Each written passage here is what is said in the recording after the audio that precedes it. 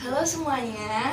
Untuk saat ini karena masih cuacanya siang, jadi saya ucapkan selamat siang. Selamat siang. Selamat siang.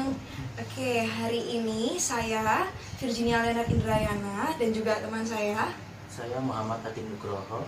Kami akan melakukan atau melaksanakan kegiatan wawancara berdasarkan tugas yang telah diberikan oleh Ibu Dias Agela Rasati, Sarjana Pendidikan, Magister Pendidikan. Sebelumnya kami ucapkan terima kasih untuk tugas yang telah diberikan.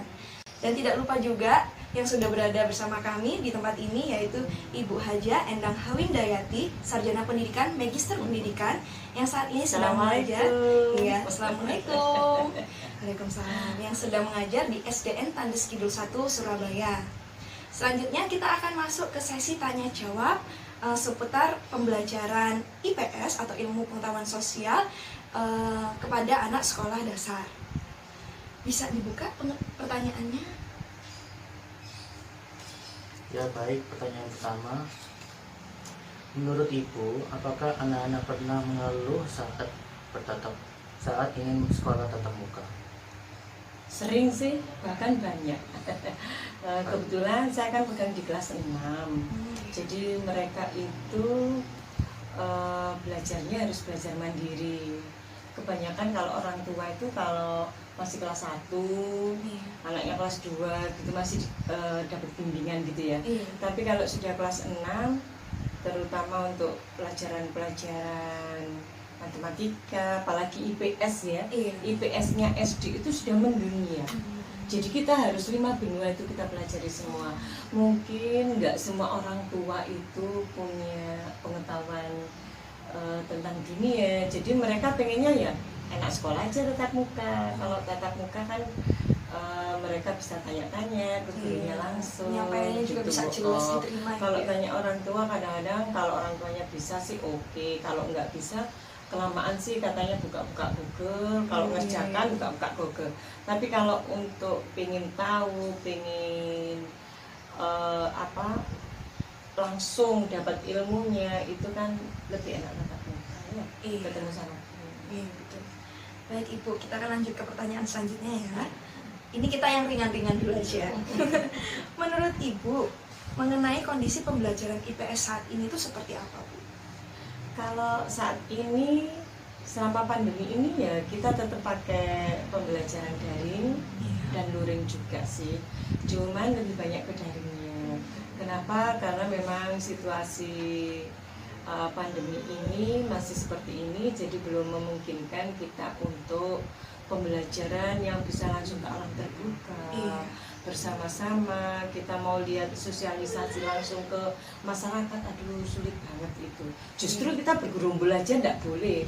Apalagi kita bersosialisasi untuk pembelajaran IPS prakteknya, aduh kayaknya belum memungkinkan lah. Kalau begitu menurut Ibu pembelajaran online ini sebenarnya mumpuni atau tidak sih, Bu? Kalau dibilang mumpuni atau tidak, pasti jawabannya semua tidak. Tetapi kan kita nggak punya jalan keluar. Kita bisanya cuma seperti itu. Jadi ya itu yang harus kita laksanakan. Dan karena kita tahu itu tidak mumpuni, berarti kita harus semaksimal mungkin. Guru bisa membawa anak-anak seakan-akan dia itu bisa belajar di masyarakat, kan harus seperti itu. Jadi kita harus pintar-pintarnya guru aja untuk mengajak anak-anak itu bisa bersosialisasi walaupun itu hanya lewat kalau gitu bisa mungkin diberikan Ibu contoh-contoh kendala yang selama ini Ibu hadapi selama pembelajaran online ini. Pertama, kalau di pembelajaran online itu dari segi masyarakatnya ya. Masyarakat kita itu kayaknya masih awam ya. Jadi mereka seperti dipaksakan. Bisa nggak bisa harus kita pakai online kan gitu ya. Bisa mengoperasikan IT, bisa nggak bisa harus belajar. Itu yang pertama dari segi IT-nya. Dari segi pembelajarannya untuk anak-anak terutama ini ya, untuk anak-anak yang kelas tinggi itu biasanya orang tua udah melepas ya. Jadi mereka harus mencari sendiri, biar itu lihat Google, lihat Chrome atau lihat Prambors, terserah dari anak-anak sih. Yang penting anak-anak itu bisa mendapatkan ilmu tersebut. Iya. Kalau guru memberikan itu hanya berupa video, atau yang sering saya lakukan itu pakai Vcom. Vcom itu seperti Zoom juga. Oh iya. Seperti Zoom, aku pakai laptop, anak-anak pakai seragam, terpampang di laptop, lalu aku menjelaskan di sini. Cuman maaf, kadang namanya komunikasi jarak jauh, Iya. itu nggak seperti kalau kita lagi omong-omongan seperti Seperti sekarang iya, ini. Nah betul. gitu. Jadi kadang-kadang anak-anak itu maunya itu tanya ini, tapi kadang gurunya tanggapannya seperti ini karena ada suara yang nggak masuk atau gimana gitu ya. Tapi itu tetap kami lakukan. Jadi kami tetap pakai Zoom, pakai Vcom itu untuk lebih bisa menjelaskan kepada anak-anak.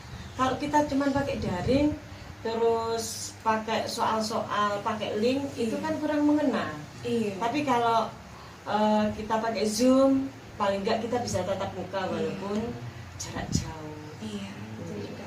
Jadi itu contoh-contoh kendalanya ya. Saya punya pertanyaan gini Bu.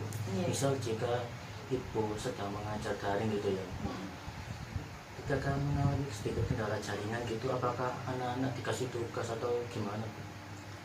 Oh, kalau misalkan jaringan lagi terganggu Iya, gitu ya. mungkin punya trouble gitu. Pernah juga sih, cuman untuk saat-saat ini aku pakai Telkomsel itu jarang ya. Mungkin pernah itu hanya hitungan menit atau nggak sampai sih 1 jam trouble, nggak pernah. Hanya hitungan menit gitu. Langsung Biasanya Zoom-nya agak molor. Cuman biasanya Zoom itu kan sudah saya tentukan. Jam sekian sampai jam sekian gitu. Biasanya kalau itu memang kita tidak lama-lama. Satu, mengingat pulsanya anak-anak kan terbatas. Kalau gurunya sih nggak masalah, kita dapat dari dinas. Satu, keduanya kan kita mengadakan Zoom itu di sekolah, jadi kita pakai dari sekolah. Kalau gurunya sih sebenarnya kendalanya nggak begitu banyak sih, cuman di anak-anak nih. Di anak-anak kalau Zoom terlalu lama, setiap hari ya Zoom, kasihan yang pulsanya terbatas. Iya, kasihan juga ya, Bu, ya. Karena nggak semua anak-anak itu juga punya HP yang mumpuni, terus kuota yang mumpuni, kayak gitu ya Bu ya. Bahkan ada yang satu keluarga HP-nya cuma satu. Ada yang seperti itu. Jadi murid saya itu ada yang seperti itu, HP-nya dibawa orang tua kerja. Jadi dia mengerjakan nanti setelah orang tuanya pulang. Jadi gurunya harus apa ya? Kita harus ya sabar ya, standby. Kita lihat respon siswa itu kok sampai jam 1 siang atau jam 12 siang katakanlah ya. Link sudah dikirimkan mulai dari pagi, tapi ternyata yang masuk cuma beberapa anak gitu. Kendalanya di luar kita harus lihat. Mungkin dia punya HP tapi nggak ada pulsa, jadi pakai HP papanya masih kerja belum pulang. Atau ya itu tadi yang saya cerita, satu keluarga hanya punya satu HP. Itu jadi mesti dia nunggu, sehingga anak-anak itu ada yang ngerjakan. Ini kenyataan ya. Ada yang murid saya sendiri, ada yang jam 10 malam itu lagi ngirim tugas. Loh, ada sincik ngirim. Kita lihat, kita periksa ya seperti itu. Iya, kita sebagai guru juga, Ibu ini nggak bisa sekedar memarahi atau apa, tapi harus bisa memahami kita juga ya Bu. langsung kasih tugas, nggak bisa. Makanya kalau ada yang seperti itu, gurunya yang harus respon. Besoknya gitu saya telepon, walaupun saya teleponnya kan pakai wifi. Di WA saya telepon, nak kenapa kemarin kok malam-malam baru ngirim. Nah itu guru harus tahu. Kalau alasannya misalkan, oh saya lagi main Bu, saya lupa. Nah itu mesti guru itu harus mengarahkan dia ya, harus dikerjakan waktu jam sekolah gitu. Tapi kalau alasannya sudah mentok karena HP dibawa orang tua kerja, pulangnya jam 5 sore, dia harus mengerjakan habis maghrib katakanlah, karena dia sore ngaji atau gimana, ya kita harus memahami. Iya. Ya kita harus marahi oke, gitu. iya, kita nggak bisa Sudah di langsung luar, soalnya sudah di luar marah kendali gitu. memang ya. Nggak bisa lah kita langsung memarahi anak, nanti wis anaknya nggak dapat bimbingan, ya dimarahi, dia nanti Kasihan malah juga. kasihan juga. Tambah down gitu. Mungkin ada pertanyaan lagi atau? Mungkin beliau tuh kan. Oke. Jadi selama kegiatan pembelajaran ini kan tatap muka Mas yang Bu tadi pakai Vcom. Nah, itu bagaimana respon anak-anak dalam kegiatan pembelajarannya? Mungkin mereka tidak mendengarkan atau mereka bisa fokus tapi ya seadanya atau yang lainnya. Kalau ini masalah yang ikut aja ya. Iya. Yang ikut itu satu kelas nggak bisa semuanya. Karena itu tadi HP-nya dia nggak respon, nggak bisa dipakai Zoom Iya. gitu ya. Itu. Tapi kalau untuk pembelajaran karena siswa saya kelas 6 dan waktunya itu cuma 30 sampai 45 menit waktu Zoom. Iya. Jadi insya Allah fokus lah. Karena kalau begitu ada yang misalkan duduknya ada agak gimana gitu. Iya. Jadi saya kasih teguran tapi tegurannya yang membangun. Misalkan lagi Nadia ya, menurut saya ada yang namanya Nadia ini. Nadia, kamu kemarin udah ngerjakan belum ya yang tugas dari Bu Enda? Sudah Bu, padahal anaknya tuh lagi ogah-ogahan gitu Oh, ya. iya, iya. Pura-pura aku tanya gitu, ada kesulitan enggak gitu? Sudah dikerjakan semua belum? Iya. Atau cuma separuh gitu? Jadi saya harus lebih fokus ke Nadia. Iya. Tapi kalau yang memang anaknya udah fokus, udah lagi memperhatikan kan bisa dilihat di layar laptop itu. Iya. Itu ya mungkin perhatian saya lebih saya fokuskan kepada anak-anak yang lagi udah lagi Tidak bosen fokus gitu ya, iya, lagi iya. nggak fokus gitu, perhatian saya justru saya lebihkan kepada Mereka. mereka. Iya. Terus mereka selama ini mungkin ada kayak mengeluh atau masukan ke ibu, Bu, saya pengen di kelas Bu, belajar di kelas gitu. Banyak juga sih, karena walaupun kita tidak tatap muka, itu saya bisa mengenal murid saya dengan biasanya saya sebulan sekali, kadang 2 bulan sekali anak-anak ngumpulin tugas. Jadi ada tugas, kebanyakan tuh tugas IPA ya, tugas IPA. Kayak kemarin yang pernah itu bikin tugas pernafasan gitu ya. Tugas pernafasan itu dia bikin dari botol aqua bekas sama bikin balon sedotan. Itu kalau balonnya ditarik dia pernafasan, balonnya mengembang. Oh, iya. Itu contoh pernafasan. Paru-paru gitu. Nah ya cara kerja paru-paru kanan dan kiri itu mereka kan harus mengumpulkan gitu. Dia ke sekolah walaupun pakai masker kan tetap saya bisa mengenal anak-anak walaupun setahun ini tidak tatap muka dari situ. Jadi anak-anak ke sekolah itu pakai baju bebas biar nggak terlalu kelihatan di luar. Tapi kalau waktu pembelajaran itu saya minta foto itu pakai seragam gitu, pakai seragam sekolah. Jadi kalau Senin Selasa ya pakai putih merah, nanti Rabu Kamis pakai adik, Jumat Sabtu pakai pramuka, seperti seragam sekolah mereka. Sehingga waktu pembelajaran itu anak-anak lebih terfokus di pembelajarannya masing-masing. Cuman waktu mengumpulkan itu tadi, itu saya gunakan baik-baik sebagai tatap muka. Jadi kalau Dek, kenapa sih kamu kemarin kok malam banget ngerjakan? Itu mereka bisa menyampaikan keluhannya ya. Betul. Dengan begitu saya tahu. Tapi langsung tatap muka, walaupun nggak lama. Iya. Terus untuk anak-anak biasanya saya kasih nomor absen 1 sampai 10 itu jam 8 misalkan. Biar nggak terlalu bergerombol Iya, ke sekolah iya. kalau kelihatan Jadi nanti ada kloternya gitu ya Bu ya. gitu, saya bikin gitu. Langsung ke kelas 6A. Ruangnya di bawah ruangan komputer, anak-anak udah pada tahu. Oke. Kalau tadi ini kan masukan mungkin dari murid-muridnya yang pingin sekolah luring gitu ya. Kalau mungkin masukan dari wali muridnya Bu bagaimana? Kalau wali murid banyak juga sih. Kemarin sebelum hari raya itu kan Desember. Iya. Desember itu ada ini seperti apa ya? Kuesioner untuk wali murid. Seandainya anak-anak tatap muka bagaimana? Itu dari murid saya itu sekitar 92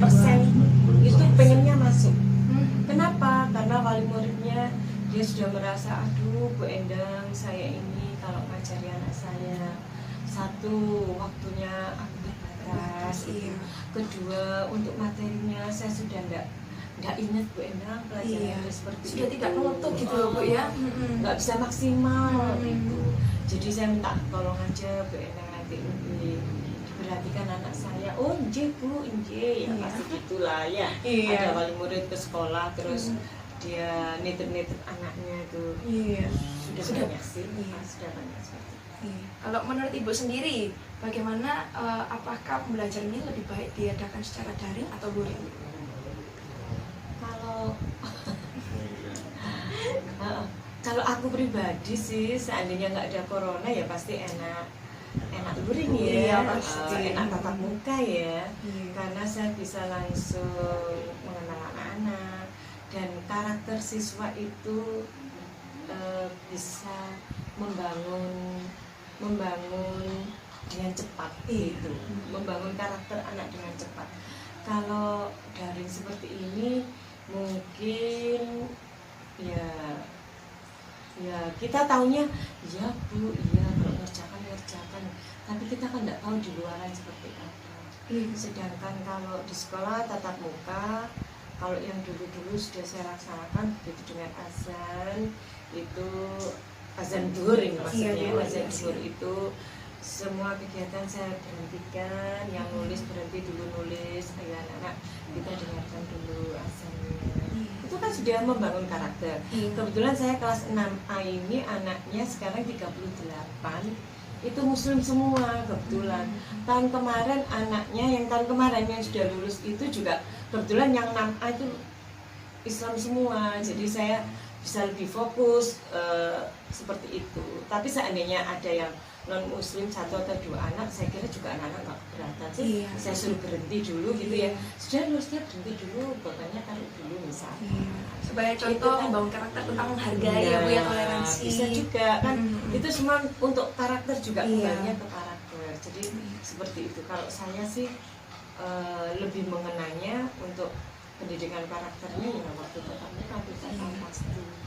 Oke, mungkin tadi membacakan pertanyaan ke. Ini pertanyaan terakhir Bu ya. Iya, monggo silakan, nggak Bagaimana apa-apa. tanggapan Ibu ini? Pemerintah akan merealisasikan itu Bu, mengajar daring, mengajar daring, Luring. Iya. luring, secara menyeluruh gitu. Nah, tapi kami kemarin hari Sabtu dari guru-guru Surabaya sudah dapat arahan dari Bu Mami.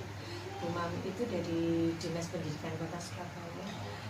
Beliau sudah menjelaskan bahwa besok untuk tatap muka ini untuk SD khususnya itu hanya 25% dulu. Berarti kita menyeluruh Bu ya.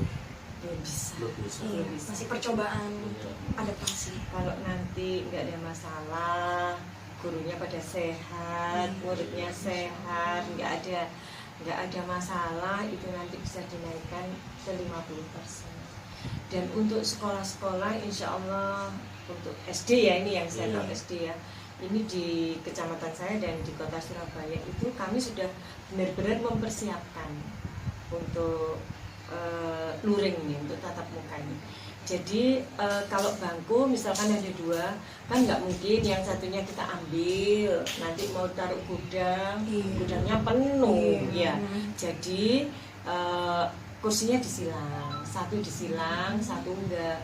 Terus kalau sini silang, berarti nanti belakang yang disilang gitu. Jadi nanti kalau tatap muka, anak-anak tetap duduknya satu-satu. Tapi sebelumnya gurunya sama siswanya divaksin dulu atau gimana? Kalau gurunya insya Allah sudah. Iya, memang Sudah itu semua. sudah sempat wajib, Kalau- ada Kalau- kewajibannya. Kalau gurunya insya Allah sudah semua. Kalau siswa kayaknya enggak. Kayaknya enggak. Kenapa saya bilang enggak?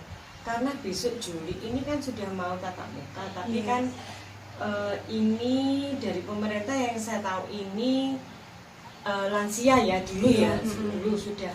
Saya itu sudah sekitar berapa ya, 2 bulan yang lalu. Terus yang sekarang ini kan 18 sampai 60 kan gitu. Jadi untuk anak-anak apalagi usia SD belum lah. maksudnya belum vaksin. Iya, dan belum diwajibkan juga karena diutamakan. Tetapi vaksin. pembelajaran insya Allah nanti udah mau dilaksanakan gitu. Tapi dari sekolah udah benar-benar mempersiapkan. Jadi sebelum anak-anak masuk disinfektan itu sudah disemprot semua. Terus setiap kelas sekarang udah ada cuci tangan, udah ada sabunnya sekalian. Terus untuk masuk itu sudah ada anak panah. Mereka ada jarak gitu. Iya. Dilarang bergerombol. Untuk kantin juga untuk sementara ditutup. Iya. Tidak boleh ada kantin karena dengan adanya kantin takutnya anak-anak Buat bergerombol penyebaran waktu juga. istirahat gitu. Jadi benar-benar sudah dipersiapkan juga, Sudah, prokesnya sudah. juga. Jadi setiap kelas ada tempat cuci tangan, itu Iya. ada sabunnya. Iya. Nanti masuk di meja guru itu sudah ada tisu Iya. untuk anak-anak, itu ada 2 macam tisu cuci tangan dan tisu hand sanitizer. Iya. Itu ada di meja saya. Seperti sekarang ini udah siap semua, Iya. setiap kelas sudah ada seperti itu. Jadi sebenarnya sekolah sudah benar-benar mempersiapkan. Itu sebenarnya kami Desember kemarin sudah siap seperti itu, karena untuk menyambut siswa-siswa semester 2 saat iya. itu. Tapi karena di bulan Desember mungkin ada liburan itu ya, Iya. ada liburan akhir tahun, COVID-nya Meningkat, iya. Nah, akhirnya semester 2 di bulan Januari itu ditunda lagi. ditunda sampai sekarang ini, sampai sekarang. Tapi ini kemarin kami setelah hari raya kemarin langsung kerja bakti lagi untuk mempersiapkan kelas itu untuk masing-masing anak-anak untuk bulan Juli. Terus untuk masuknya itu gini, untuk masuknya itu anak-anak digilir. Karena kan mestinya kita duduknya berdua ya, berdua itu jadi satu. Otomatis anak-anak dari separuh mata pelajaran dia pulang nggak istirahat, nanti yang satunya masuk akasinya. Jadi karena misalkan masuk jam 7 sampai jam 10 kan berarti 3 jam ya. Nanti ada yang masuk jam 10 sampai jam 1 gitu. Berarti sudah ada jadwalnya masing-masing ya Bu ya. Gitu. Baik Bu Endang, kita sudah sampai di pertanyaan terakhir yang tadi. Sebelumnya kami juga ucapkan banyak terima kasih sudah menyempatkan waktu. sama-sama. Karena Bu Endang ini orang sibuk ya semuanya. Kita ajak wawancara hari Minggu lagi. Dan semoga kegiatan tanya jawab atau wawancara ini bisa bermanfaat baik untuk kita ataupun teman-teman dan Bu Dias mungkin yang juga menonton video ini. Terima kasih untuk kesempatan juga atau tugas yang diberikan. Semoga bermanfaat untuk kita semua. Kita akhiri, sampai jumpa di lain waktu. Bye-bye. Semoga pandeminya cepat sirna gitu ya, doa kita ya, Amin. sehingga pendidikan di Surabaya atau di Indonesia dan bahkan di dunia itu akan lebih meningkat lagi setelah pandemi. Iya.